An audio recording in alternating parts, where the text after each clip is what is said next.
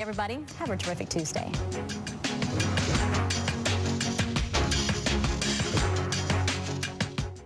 This week on Today, Chris Domine is a husband and a father. Chris is an athlete. Chris is even an Ironman. But 10 years ago, Chris was facing a very different story because his kidneys were failing. Basically, the doctor said, if you don't get a kidney transplant and if you don't do dialysis, you are going to die. Fortunately, Chris received a second chance at life, made possible by an organ donor. You know, your well-being changes, you know, from loss of hope to better times ahead. More than 100 million people in America are registered organ, eye, and tissue donors. People of every age and ethnicity, because they believe it's the right thing to do. Imagine what you can make possible by leaving behind the gift of life. Learn more and sign up as an organ, eye, and tissue donor. Go to organdonor.gov. Steve Harvey, today at 3 on NBC 24.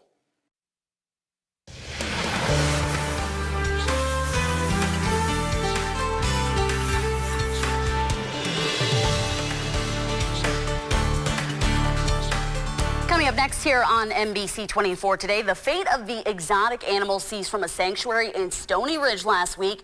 Well, it was supposed to be decided today, but now it appears there's been a setback. Coming up next, the latest on efforts to bring the animals from Tiger Ridge Exotics back to Northwest Ohio. Good morning, everybody. It is 5 o'clock here on this Tuesday morning. I'm Angie Gonzalez. And I'm meteorologist John Janes. Bundle up on the way out today. It is frigid out there. Saw a cool 6 degrees on the bank thermometer, I guess you could call it. 6 degrees is not good. Well, what I noticed when I took Barney out this morning is there wasn't any wind, but we do have a breeze at times out there. I've seen wind chills getting close to 15 below zero. Frostbite territory. And yes, a lot of us didn't have to go in yesterday. A lot of us spent a lot of time outside shoveling and blowing snow around. But the kids likely returning to school this morning, returning to work. Layer it up. Frostbite territory out there for sure. And speaking of which, today's schools, it's actually, I don't want to say split. The majority of schools we cover is in Northwest Ohio. And so the majority of what we're seeing this morning is 2-hour delays. That includes Toledo Public. But there are schools north of the border here in southeast Michigan that are going to be closed today. That includes Monroe Public. So that's because they got buried. That's where the target was for the heaviest snow. Some places approaching 1.5 feet snow totals. From the big storm, we've got more snow in your forecast, but the real story is the brutal cold this morning. It is frigid out there. Full moons tonight. We've got a big moon under mainly clear skies, shining, sparkling out there right now. Downtown, yes, it is cold there. It's cold everywhere. We've got a temperature of 7 degrees. A light breeze from the southwest at 5, adding insult to injury. So yes, frostbite territory. Make sure that all exposed skin is covered up. Heading out.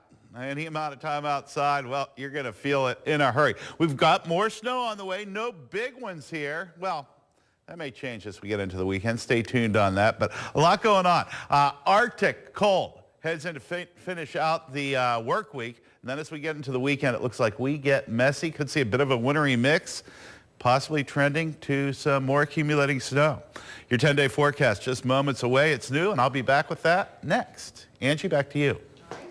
John, well, the snow that fell on our area Sunday into Monday and on Saturday night, well, it prompted many local schools, as we mentioned, and businesses to close on Monday. But today it appears that the majority are simply going to open late, at least for now. Now, the majority of schools in Northwest Ohio have chosen to delay the start of classes today by about 2 hours, but the majority of schools above the border in southeast Michigan, as we mentioned, are going to be closed today.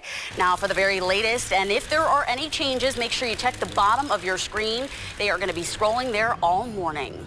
Meanwhile, right now, most of our counties have dropped or reduced their snow emergency status since yesterday, but here is the latest list.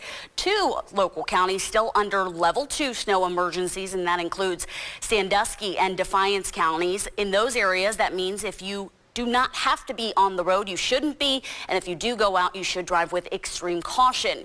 Right now, Lucas, Fulton, Erie, Huron, Henry, Seneca, Ottawa, Wood, and Williams counties, though, remain under a level 1 snow emergency.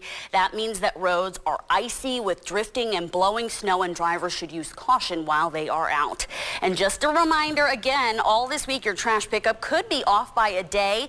More than a handful of communities delayed pickup due to the winter storm and level 3 snow emergencies, and that includes the Greater Toledo area, Bowling Green, as well as Sandusky. And in the Greater Toledo area, those that are served by Republic Services. Now, this means that all residents with Monday trash pickup are now going to have their trash picked up today, and then Tuesdays is going to be collected on Wednesday, and so on. Regular collection schedules will then resume next Monday.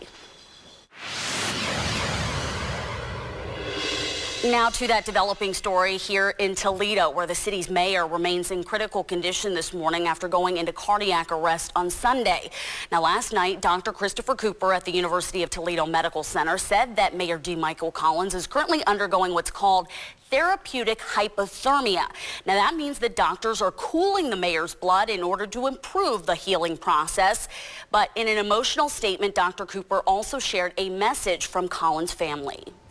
Most importantly, we stand with the mayor's family, who express their deepest gratitude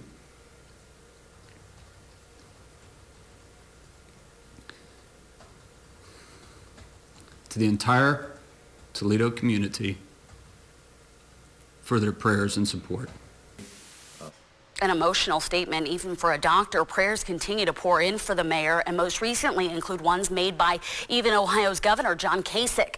Meantime, city leaders in Toledo say that they are prepared to move forward without Collins for the time being.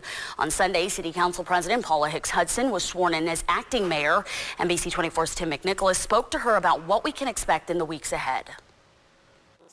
When Paula Hicks Hudson showed up to work Monday, she wasn't city council president. She was acting mayor of Toledo.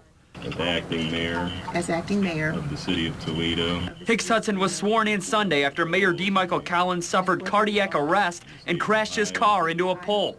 Sunday night, city officials announced Mayor Collins was in critical condition. Now they're preparing to move forward without Collins for the time being. We're going to get through this. Hicks Hudson spent Monday meeting with city officials about her schedule and city priorities.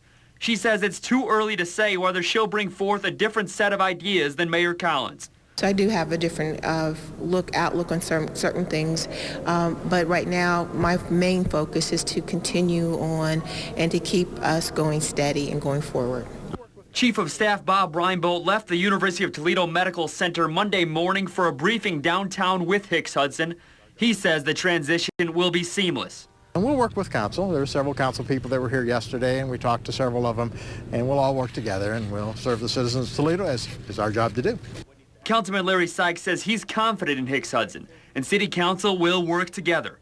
He says their thoughts and prayers are with the Collins family. That was our Tim McNicholas reporting, and today a prayer service has been scheduled. It's going to take place tonight at 7 p.m. at the Lady of Perpetual Help Church. It's located at the intersection of the Anthony Wayne Trail and Sherwood. And now on to today's big story. As it appears, the fate of exotic animals seized from an animal sanctuary in Wood County last week is not going to be decided, at least today. According to a post on Save Tiger Ridge Exotics Facebook page, today's scheduled court date, which could have determined whether the animals would be returned, has now been postponed after several motions were filed with the courts. Just last week, a judge allowed the state to remove the animals, but later reversed that order with the thought in mind that the case would be resolved today. 11 animals were among those tranquilized and then taken from the facility to a holding facility in Reynoldsburg, about 2.5 hours away, where they now remain. Right now, the state plans to argue that some of the cages at Tiger Ridge are not fit for housing those animals. Now, the owner of Tiger Ridge, Kenny Hetrick, and volunteers have been working feverishly to get the enclosures up to code. And once the level 3 snow emergency was removed yesterday, dozens gathered at the Stony Ridge Sanctuary to help Hetrick make the necessary changes. Those volunteering their time brought plywood and other materials needed to help cover and fix the cages. Right now, there's no word on when the court case is going to be rescheduled. On to the Metro Report now, as Jeep is recalling more than 200 28,000 SUVs, and this is due to a problem with the airbags. Now, the recall covers Toledo-made 2014 and 2015 model year Jeep Cherokees.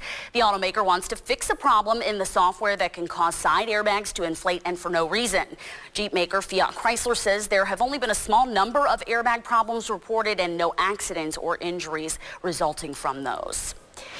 Now to an NBC 24 follow-up on the Great Lakes Restoration Initiative. It's an effort that was put together to protect and restore the Great Lakes, but it could now see less money starting next year. Right now, President Obama's proposed 2016 budget seeks to cut $50 million from the multi-year program. That would, again, reduce the amount of funding by $50 million, going from $300 million to $250 million. The program focuses on long-term ecological challenges, including toxic pollution, wildlife habitats, and the runoff that caused last summer's toxic algal bloom that contaminated, of course, Toledo's water supply. Now, we asked U.S. Representative for Ohio's 9th Congressional District, Marcy Kaptur, for a statement on the proposed funding cut. And she tells NBC 24 the president showed real leadership in establishing this initiative 5 years ago, and the recent water crisis in Toledo showed we must continue that commitment now. As a senior member of the Appropriations Committee, I will fight to fully fund the Great Lakes Restoration Initiative and protect our Great Lakes. The time is now 5:09 here on this Tuesday morning. Coming up next here on NBC 24 today, find out how a young couple is doing now following a unique kidney transplant performed at the University of Toledo Medical Center. Our Jim Blue has the latest in a special report up next. Look forward to that. Don't look forward to heading out the door unless you really layer it up this morning. Bitterly cold out there. We've got single-digit temperatures, wind chills going way below zero as we head out the door and off to work and school this morning. As we move through the day today, well, get ready to see things cloud up a bit. We've got a clipper headed our way, a couple of minor snowmakers moving in. And yes, as we get into the end of the work week, it gets even colder. With a weekend mess headed our way, it's all coming up in your 10-day forecast after this.